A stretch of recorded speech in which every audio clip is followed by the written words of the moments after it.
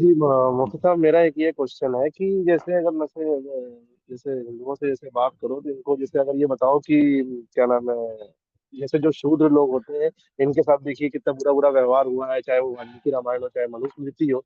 और उनका जवाब, और जो गीता प्रेस गोरखपुर के जो इस वक्त जो पुरी के जो वो है मतलब हेड है, जो स्वामी निश्चलानंद सरस्वती, जिनको ये लोग कहते हैं कि वो आदि गुरु शंकराचार्य की वही मतलब गुरुओं की लिस्ट में आते हैं ये, और ये इस वक्त वहाँ के गुरु है।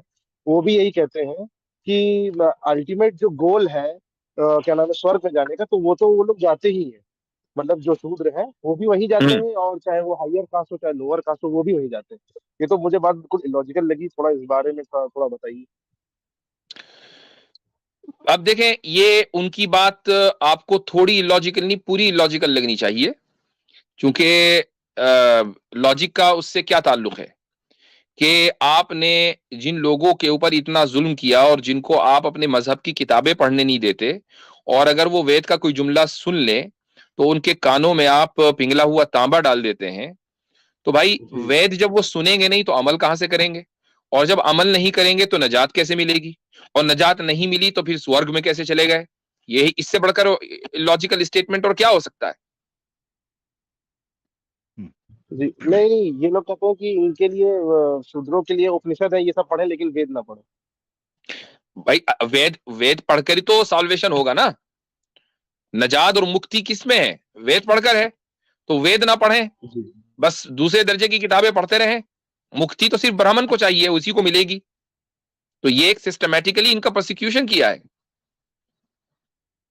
जी जी जी, तो ठीक है बात बस यही है कि क्यों ना पढ़ें। सवाल ये नहीं होना जी। चाहिए कि भाई नहीं, बगैर पढ़े भी इनको मुक्ति मिल हम्म, जाएगी। क्यों? जी क्यों आपने उनको पाबंद किया है कि वो वेद नहीं पढ़ सकते? क्या वजह है? हमने तो किसी को नहीं पाबंद किया, कुरान करीम कोई भी जी पढ़ ले।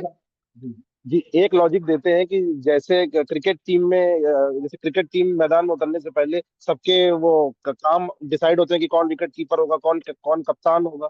तो हम्म। इसी तरह क्या नाम है, यहाँ पे दुनिया में भेजा जाता है जैसे क्षत्रिय शूद्र और ब्राह्मण को, इसलिए उनके ठीक। काम डिसाइड है, इसलिए वो वेद नहीं पढ़ सकते।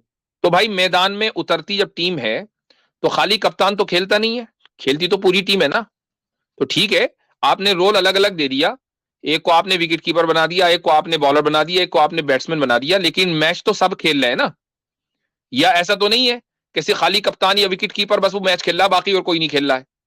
तो अगर आप ये मिसाल दे भी रहे हैं, तो फिर जो पूरी इंसानियत है, जिनको आप ये समझते हैं कि ये हिंदू हैं और वेद के मानने वाले हैं, तो आप सबको गेम खिलाए ना।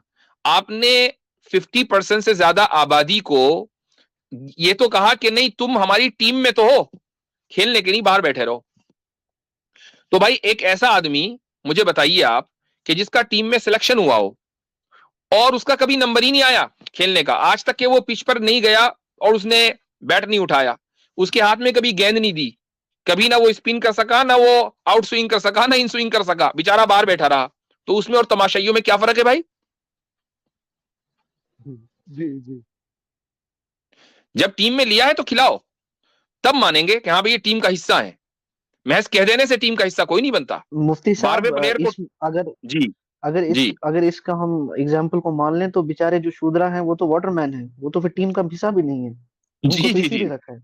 वही बिल्कुल, लॉलीपॉप देने के लिए कह दिया तुम्हारी हमारी टीम में हो। चलें, ठीक है जी, शुक्रिया बहुत बहुत। जी।